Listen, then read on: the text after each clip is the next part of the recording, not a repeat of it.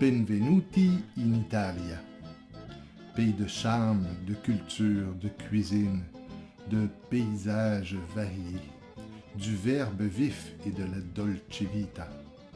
L'Italie évoque toujours quelque chose de savoureux et de coloré. Dominique et moi en avons fait ma première destination retraite. Évidemment, c'est un pays beaucoup trop grand pour une exploration de 3 semaines.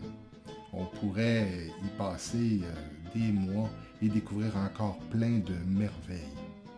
Nous avons donc décidé de nous consacrer, grosso modo, à la moitié nord, allant du sud de la Toscane jusqu'aux Alpes et de la Vénétie à l'est jusqu'au Piémont à l'ouest, en passant par la Ligurie, l'Émilie-Romagne et la Lombardie.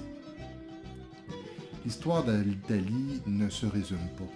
Sa situation au cœur de la mer Méditerranée et du continent européen en ont fait l'objet de toutes les convoitises au fil des siècles. Elle a dominé la civilisation occidentale pendant l'Empire romain et elle est depuis 2000 ans le cœur du monde chrétien.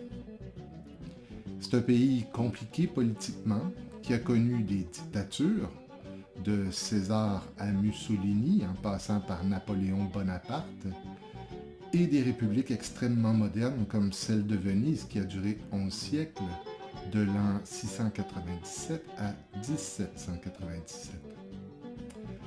En plus d'être l'origine de l'Empire romain dont l'effondrement a marqué le début du Moyen Âge, c'est elle qui a lancé la Renaissance qui y a mis fin.